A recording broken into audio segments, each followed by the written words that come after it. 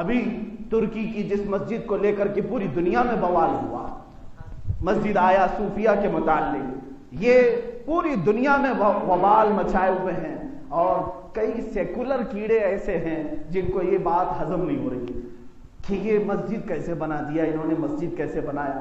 تاریخ پڑھو ظالموں، تم صرف اور صرف انٹرنیٹ کی دنیا کے کیڑے بن کر رہ گئے، تمہیں تاریخ نہیں معلوم۔ یہ در حقیقت سلطان محمد فاتح رحمت اللہ تعالی علیہ، جو خلافت عثمانیہ کے ایک عظیم سلطان رہے، جنہوں نے قسطنطنیہ کو فتح کیا، اور میرے آقا صلی اللہ علیہ وسلم کی حدیث کی بشارت انہیں ملی ہے۔ حضور صلی اللہ علیہ وسلم نے فرمایا جو سب سے پہلے قسطنطنیہ فتح کرے گا وہ جنتی ہوگا۔ سلطان محمد فاتح نے قسطنطنیہ یعنی استنبول فتح کیا۔ اس وقت وہاں پر یہ آیا صوفیہ ایک چرچ تھی جو پرانی چرچ تھی۔ ظاہر سی بات ہے جب حکومت آئی تو آپ نے ان لوگوں کو بلایا، عیسائیوں کو، پوچھا کیا تم یہاں قائم رہنا چاہتے ہو؟ کہا اب ہمارا یہاں کچھ ہے نہیں، ہم تو اپنے اپنے وطنوں میں جہاں ہمارے لیے خیر ہو ہم جا رہے ہیں۔ سب چھوڑ کر کے جا رہے تھے قسطنطنیہ کو۔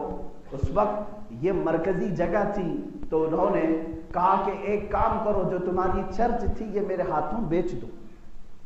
آج بھی چرچ بکتی ہے امریکہ میں، یورپ میں، کینیڈا میں، انگلینڈ میں، جا کر آپ دیکھیں آج بھی جب چرچ کے مینجمنٹ والے سنبھال نہیں پاتے تو وہ بولی لگاتے ہیں، اعلان کرتے ہیں کہ یہ چرچ بکائی جا رہی ہے، کوئی خریدنا چاہتا ہے تو خرید لے۔ کئی چرچ، آج کے زمانے کی بات کر رہا ہوں، آج بھی۔ یہ اور بات ہے کہ ہندوستان میں یہاں پر تشدد زیادہ ہے، باہر ملکوں میں آج بھی وہ اپنی عبادت خانے بیچتے ہیں اگر ان کے اوپر بوجھ ہو جائے تو، لیکن مسجد ہم بیچ نہیں سکتے۔ وہاں پر عیسائیوں نے سلطان محمد فاتح کے نام پر وہ چرچ کو فروخت کیا، بیچا، اور اس کے جو سیل ڈیڈ ہے وہ آج تک موجود ہے۔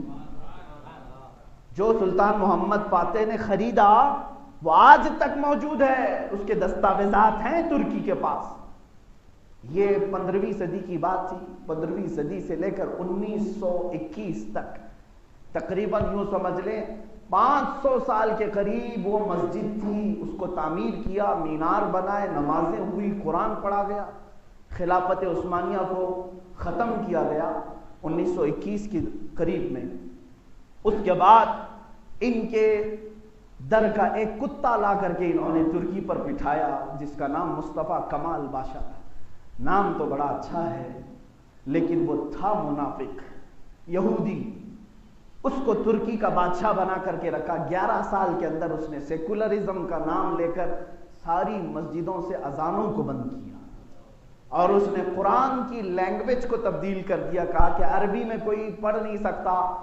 ترکی میں اس نے اتنا سیکولرزم کے نام پر ظلم کیا، اور اس کے بعد یہ پابندی لگائی کہ جس کو قرآن پڑھنا ہوگا وہ ترکش لینگویج میں پڑھے گا۔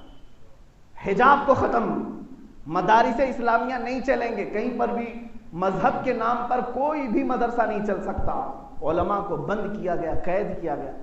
11 سال یہ ننگا ناچ ناچا گیا ترکی میں، اور پورے اسلام کو ختم کرنے کی پوری طرح سے کوشش کی۔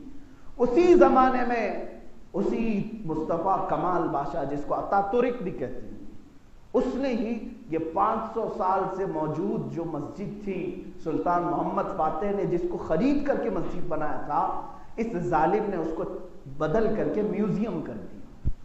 کہا کہ یہ مسجد نہیں رہے گی، یہاں اذان نہیں ہوگی، کچھ بھی نہیں، ہاں اس کو میوزیم بناتے ہیں، بہت پرانی ہے، 2000 سال پرانی ہے، تو اس کو میوزیم بناتے ہیں، لوگ آئیں گے دیکھیں گے۔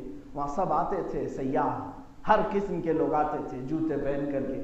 اس مسجد کو 1934 غالباً 1934 سے لے کر کے ابھی 2020 تک روندا گیا ہے، اللہ کا نام بند کر کے رکھا گیا تھا، جو آلریڈی 500 سال تک اذانیں ہوئی ہیں جس میں، اور اس کو میوزیم میں رکھا گیا۔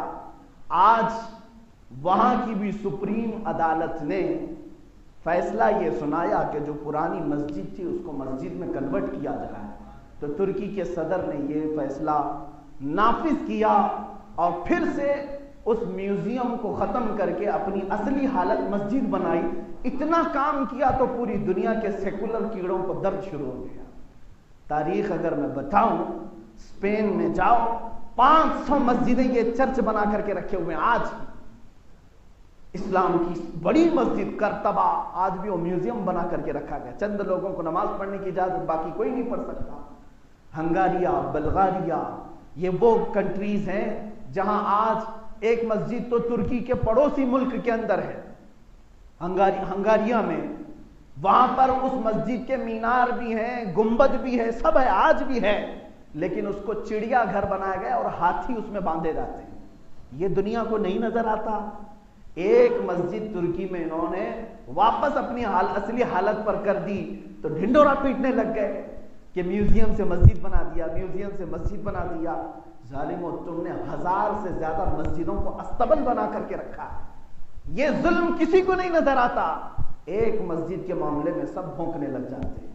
عزیزان گرامی وقار، میں صرف اور صرف اتنا کہنا چاہوں گا، آخری میرا میسج یہ ہے کہ 80 سال کے بعد بھی اگر کسی ظالم نے 1934 میں اگر اس نے مسجد کو میوزیم بنا دیا تھا تو رب تبارک و تعالیٰ نے اگرچہ دہائیاں گزر گئی انتظار میں ترکی کی عوام کے لیے، 8 دہائیوں کے بعد بھی اگر اذانیں گونج سکتی ہیں تو صرف اس وجہ سے کہ ترکی کی عوام نے اپنی نسلوں کو یہ ہمیشہ بتایا تھا کہ یہ اللہ کا گھر ہے، یہ اللہ کا گھر ہے، یہ اللہ کا گھر ہے۔